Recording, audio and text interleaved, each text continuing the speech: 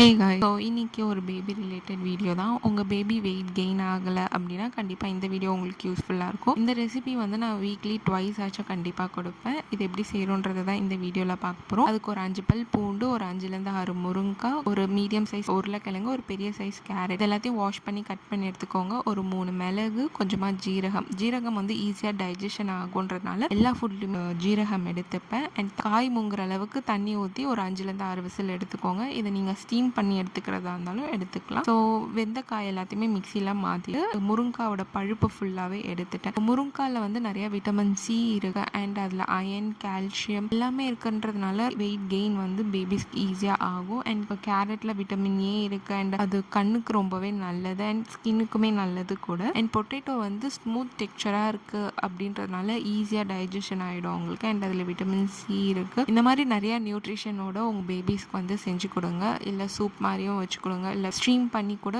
பேபிஸ்க்கு வந்து அதை ஸ்மாஷ் பண்ணி கூட நீங்கள் உங்கள் பேபி வந்து ஒரு 8+ மந்த்தாக இருக்காங்க அப்படின்னா கண்டிப்பாக வந்து அவங்களுக்கு ரைஸோட மிக்ஸ் பண்ணி கொடுங்க. கண்டிப்பாக என்ஜாய் பண்ணி சாப்பிடுவாங்க. உங்களுக்கு வேணும்னா நீங்கள் வந்து நெய் கூட விட்டுக்கலாம். இதில் உங்களுக்கு வேறு வெஜிடபிள்ஸ் வேணும்னாலும் நீங்கள் வேறு வெஜிடபிள் லைக் ப்ரொக்கோலி, மஞ்சள் பூசணிக்காய் அண்ட் பீன்ஸ் இந்த மாதிரி வெஜிடபிள்ஸில் கூட நிறைய நியூட்ரிஷன்ஸ் இருக்கிறதுனால பேபிஸோட வெயிட் கெயினுமே வந்து டக்கு டக்குன்னு ஏறிடும். இந்த மாதிரி வீடியோஸ்க்கு நம்ம சேனலை லைக் பண்ணி ஷேர் பண்ணி